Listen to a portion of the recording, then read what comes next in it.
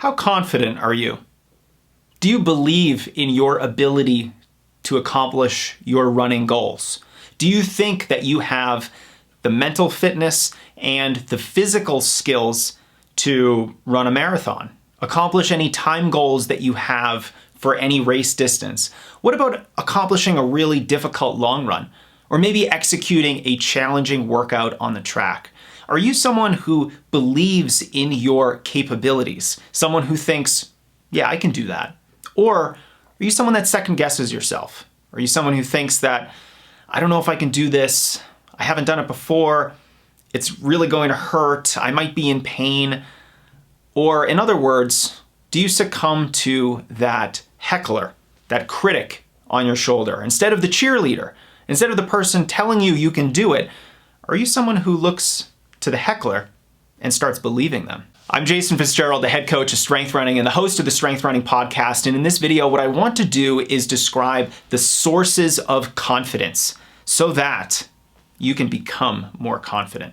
And I do want to be a little bit more clear. When I say confidence, that's a little bit more of a vague general term. I'm really talking about self-efficacy, kind of a fancy word in the sports psychology space that talks about your belief in your ability to get something done. Whether that's a long run, whether it's a time in a certain race, or maybe it's a workout.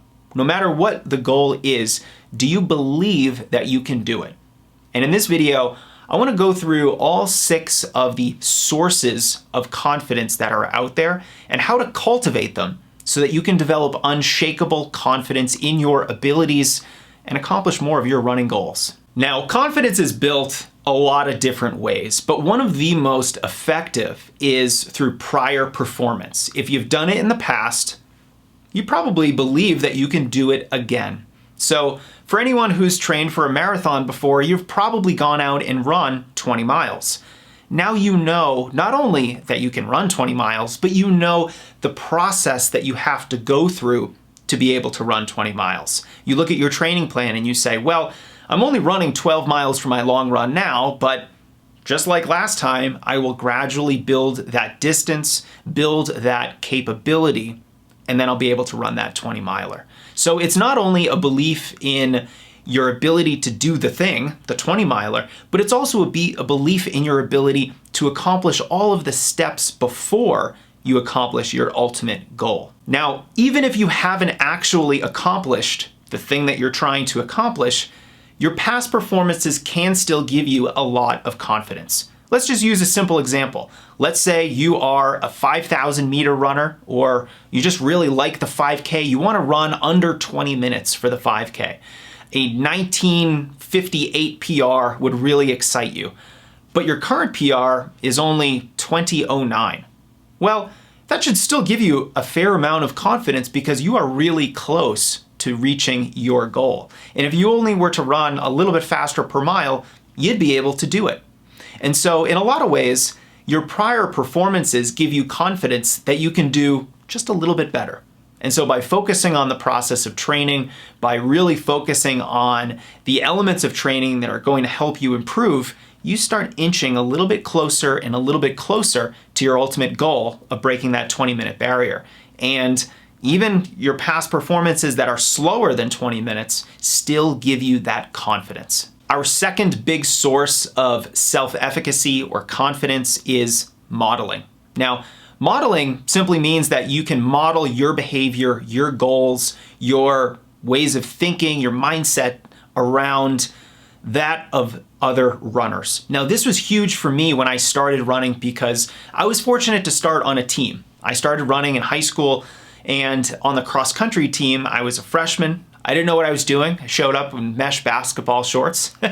But when I got there were upperclassmen who were much better than me, who understood the running culture a lot more. And so I was able to model some of my behavior, some of my goals, and the way that I approached running off of those more accomplished older runners. So if you're not someone who is surrounded by other runners, surrounded by people who you can talk to about your goals, who are a little bit faster than you and sometimes a lot faster than you to give you inspiration and that drive to succeed, then I think this is a really important way of building self-confidence. Be around people like you who have similar goals. They will push you forward. You can model off of each other, and that is a powerful, powerful builder of confidence. Our third avenue for building confidence is through persuasion, verbal persuasion. And this is something I do very frequently as a coach.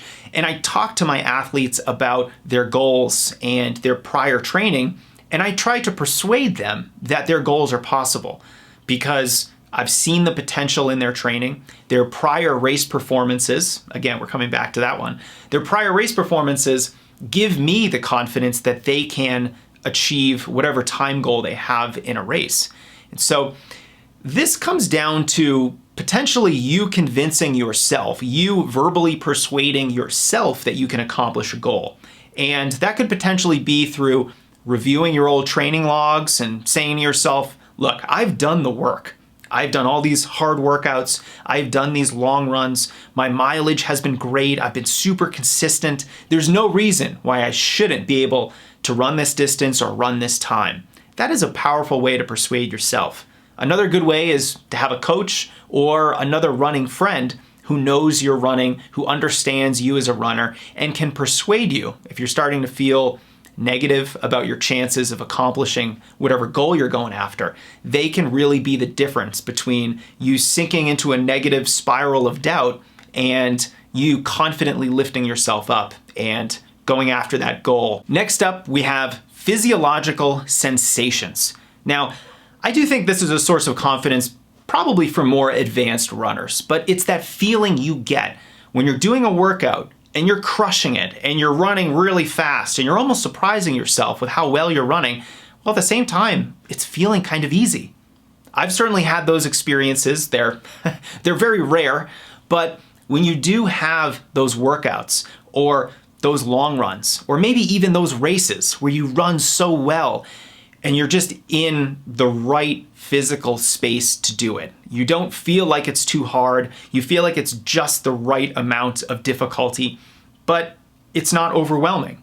And you can tackle it, you can push through it, and you accomplish the workout. You finish the long run, you finish the race, and you accomplish your goal. That always gives runners more confidence because they just did something really hard without it feeling really hard. That makes you start to think you can do almost anything. Our fifth form of building self-efficacy or confidence is through your emotions. Now, this really has to do with your mental fitness and how well you're able to quell your own anxiety before a big workout or a race, or stay mentally tough during a period of high stress or fatigue when you're just not feeling very comfortable. And it really is the difference between the motivated runner and the unmotivated runner. This is an emotional state. You know, I don't really give out motivation to runners. That is something that has to be intrinsic. It has to be coming from within you. If you're not motivated to train, no coach, no other runner is going to get you to train really hard. And that is part of your emotional fitness, your mental fitness. What's going on between your ears really does affect your ability to train well, to train consistently, and to achieve your goals. So if you're not working on your mental fitness, if you're not building the mental skills of anxiety management, focus, having the right intensity level, confidence, like we're talking about right now, and mental toughness, I think is our last one, then now is a good time to start. These skills will not only help your running, but they will bleed into other aspects of your life as well. And I think there's very little downside to working on your mental fitness. Our sixth and final, but certainly not least form of confidence building is through imagery, or in other words, visualization. Now I say imagery because when you visualize, you shouldn't just use your sense of sight. You're not just visualizing something to see it. You are going through an entire mental experience of a workout or a race and really trying to experience everything that you would on race day or workout day. So you want to feel how the track feels under your feet. You want to smell what the Gatorade might smell like that you're taking at the aid station, what it might taste like. You want to imagine what you hear on the sides of the race, the fans, the spectators. And by creating a sensory-rich visualization practice, you build a mental blueprint of what you're going to experience on race day. And this can really give you a lot of confidence because it will reduce any surprises. You're not going to be surprised by what happens on race day because you've gone through all of the possibilities in your head. You've made plans for them. You've imagined how you will respond to your shoe coming untied, or the race starting 10 minutes late, or the race starting 2 minutes early and you haven't finished your warm-up, and all the things that might go really well or might go wrong in the race. So visualization is a powerful practice of building almost like a fake memory of something that is yet to happen that will then give you more comfort, more familiarity when you actually get into that experience. It's a powerful confidence booster, and I've had some personal experience with it myself. And if you're not trying to go through that visualization practice, I think it's a super valuable one for any endurance runner. All right, guys, there we go. Those are the 6 sources of confidence or self-efficacy that we runners can work on to build this valuable mental skill. So if you're not already trying to work on your mental fitness, I hope this video gives you a few ideas on what to do. If you think you need more prior performances, or if you think you need more verbal persuasion, this video gives you some ideas. But I also want to hear from you. What ideas do you have on building confidence and making yourself into the type of runner who believes in their ability to get something done? Leave your comment underneath. Can't wait to hear from you. Hey, it's Jason with a quick note for you at the end of this video.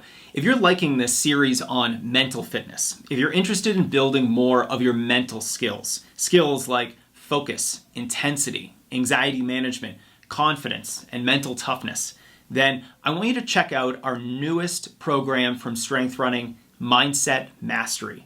This is a course that is going to help you develop these mental skills and work on your mental fitness. So if you're someone who maybe gives up at the end of a race, you're not very confident, you get a lot of pre-race anxiety, and you really want to work on the skills that will make running more productive for you. And of course, these skills will bleed into the rest of your life, which is just amazing. One of the things I love about performance psychology. So if you're interested in this, click on the link at the top of this video or under this video on YouTube and see all the details about Mindset Mastery. We're including video presentations. There are mental exercises for you to perform so that you're really ingraining these skills into your running on a day-by-day basis. But of course, these skills cannot be developed in a vacuum. They have to be built alongside the training itself. That's why we have a complete training plan library where all the training plans really focus on challenging you. Because if you're not being challenged, if you're not exposing yourself to stress, then you won't adapt to that stress and get better, both physically and mentally. So check out that link. I want you to make sure if Mindset Mastery is right for you. And if it is, I hope to welcome you inside the program very soon.